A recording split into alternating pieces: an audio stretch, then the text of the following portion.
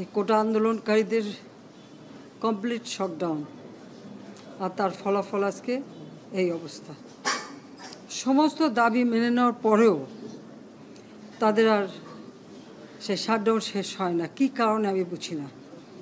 আমরা তো সম্পূর্ণ দাবি মেনে নিয়েছি, একটা মানলে আর একটা, আর একটা মানলে আর একটা, আর এর ফল আজকে জ্বালিয়ে পুড়ে সব একদিকে সরকার, আর আজকে কত মানুষ জীবন হারালো, কতগুলি মানুষ পঙ্গু হয়ে যাচ্ছে, কতগুলি মানুষ। এবং ঠিক এই 2001 সালে এইরকম তাণ্ডব বিএনপি জামাত জোট চালিয়েছিল। আওয়ামী লীগের প্রায় 21,000 নেতাকর্মী হত্যা করে, কত মানুষ গুলি খেয়ে তাদের ঘর বাড়ি হাত পা কেটে দেওয়া, চোখ তুলে দেওয়া, মেয়েদের রেপ করা, এই তাণ্ডব ছিল। আবার 2013 সালে অগ্নিসন্ত্রাস, 13, 14, 15 আগুন জ্বালানো, সব যে গাড়ির ভিতরে, বাসের ভিতরে মানুষ, সেখানেও আগুন জ্বালানো। 23 সালে সেখানেও সেই তাণ্ডব, আর প্রতিবারই পুলিশের উপরে আঘাত, পুলিশের হত্যা, মানুষ মেরে ঝুলিয়ে রাখা, পুলিশ মেরে ঝুলিয়ে রাখা, গাজীপুরে আমাদের কর্মী মেরে ঝুলিয়ে রাখা। এটা কি ধরনের রাজনীতি আমরা জানি না। যেখানে দাবি করেছে প্রত্যেক দাবি আমরা মেনে নিয়েছি।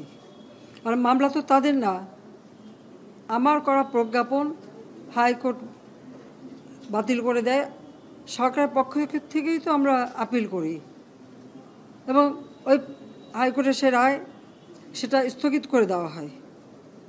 তাহলে তো আবার কোটা থেকে যায়। তাহলে আন্দোলনটা কিসের জন্য ছিল? একেবারে শাটডাউন করে সবাইকে তারপরে মারা।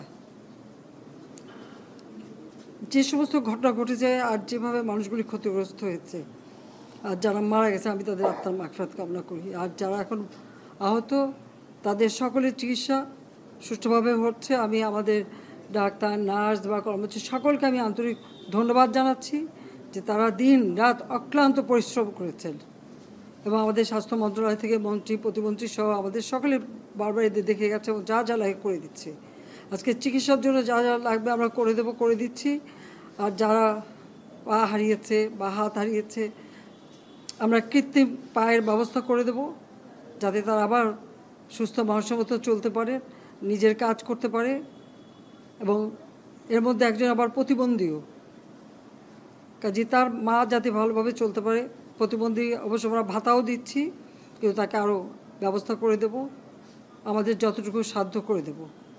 কিন্তু আমার দেশবাসীর কাছে আমি বিচার চাই, কি অপরাধটা কি করেছি যে এইভাবে, যেখানে আমি মানুষের ভাগ্য পরিবর্তনের কাজ করে যাচ্ছি, মানুষের জীবন মান উন্নয়ন করেছি।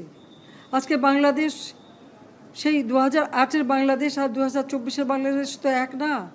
বাংলাদেশের মানুষের জীবন মান তো উন্নত হয়েছে।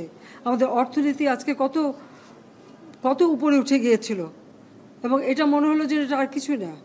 এটা আমাদের অর্থনীতিকে সম্পূর্ণ পঙ্গু করে দিয়ে বাংলাদেশকে আবার ভিক্ষুকের জাতি করে দেওয়া, এটাই বোধহয় এদের পিছনে ষড়যন্ত্র। সেটাই হচ্ছে সবথেকে দুঃখজনক, যে দিন রাত অক্লান্ত পরিশ্রম করে বাংলাদেশটাকে যখন একটা জায়গায় নিয়ে আসলাম, আজকে সেখানে দেখি এই একদিকে জ্বালাও পোড়া সব কিছু। ঠিক যে প্রতিষ্ঠানগুলি মানুষের সেবা দেয়, আজকে মেট্রো রেলে চড়ে মানুষ কত অল্প সময়ের মধ্যে সময় বাঁচিয়ে কর্মস্থলে পৌঁছাতে পারতো, আবার ফিরতে পারতো। সেখানে ছাত্ররা, চাকরিজীবী, সাধারণ মানুষ সবাই তো যেতে পারতো। সেই স্টেশনগুলি পুড়িয়ে এখন ট্রাফিক জ্যাম, মানুষের কষ্ট। আমি তো কষ্ট লাঘব করেছি, কিন্তু যারা এইভাবে আগুন দিয়ে পুড়িয়ে মানুষের সে কষ্টে আবার ফেলে দিল, তাদের বিচার দেশের মানুষকেই করতে হবে। আমি খালি সকলের সহযোগিতা চাই। আর এইভাবে মায়ের কোল খালি হোক এটা আমি চাই না, কারণ আমি তো বাবা মা সব হারিয়েছি। আমি তো জানি হারাবার ব্যথা কত কষ্ট, কিন্তু সেই কষ্ট বুকে নিয়ে তো ফিরে আসতে এদেশের মানুষের জন্য। এখানে আমার তো কোনো চাওয়া পাওয়া নেই। আমি তো আমাদের ছেলে মেয়ের জন্য কিছু করিনি, শুধু তাদের লেখাপড়া, নিজেরাই চাকরি করছে, নিজেরাই পড়েছে, আমি কতটুকু করতে পেরেছি। কিন্তু আমি দেশের মানুষের জন্য করেছি। আজকে অন্তত মানুষের ভাত কাপড়ের ব্যবস্থা, চিকিৎসার ব্যবস্থা, তাদের কাজের সংস্থা সবই তো করে দিচ্ছিলাম। যখন আমরা এক উন্নয়নশীল দেশে মর্যাদা পেলাম, তখনই এই তাণ্ডব করে ঠিক যে জায়গাগুলি মানুষের সেবা করবে সেই জায়গাগুলিতেই আঘাত, শিক্ষা প্রতিষ্ঠানে হল ভেঙে দেওয়া। সবচেয়ে দুর্ভাগ্য যে ভিসির বাড়িতে আগুন দেওয়া। এর আগেও একবার ঢাকা ইউনিভার্সিটিতে ভিসির বাড়িতে আগুন দিয়েছিল, আপনাদের মনে আছে।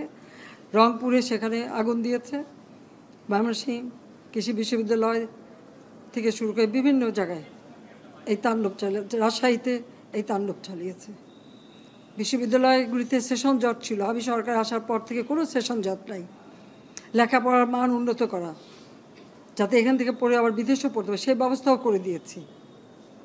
কিন্তু তারপরেও কোটা সংস্কার আন্দোলন, কোটা তো আমি বাতিলই করে দিয়েছি। আমি আহ্বান করেছিলাম যে একটু ধৈর্য ধরো, হাইকোর্টে শুনানি হবে, হাইকোর্ট যে রায় দেয়। না, তারপরেও এই আন্দোলন হবে। আজকে এই যে এতগুলি মানুষের জীবনের ক্ষতি হলো, এতগুলি পরিবার ক্ষতি হলো, এর দায় দায়িত্ব কাদের? আমি দেশবাসীর কাছে সেই আহ্বান জানাবো যে এই ধরনের ধ্বংসযজ্ঞের জন্য এই দেশকে নিয়ে আর কেউ চালাতে না পারে। আমি সকলে সাহায্য চাই, আর আমি চাই না এভাবে মায়ের কোল খালি হোক আর এভাবে মানুষ অসহায় হয়ে পড়ুক। এই হাসপাতালটাই তো আজকে আপনারা দেখেন কত সুন্দরভাবে করে দিয়েছি। কিছু নেই হাসপাতালে, একটা লিফটও ছিল না আমি যখন সরকারে আসি। আর সেই এই হাসপাতালও আমার আব্বা স্বাধীনতার পর জাতির পিতা বঙ্গবন্ধু শেখ মুজিবই করে দিয়েছিলেন।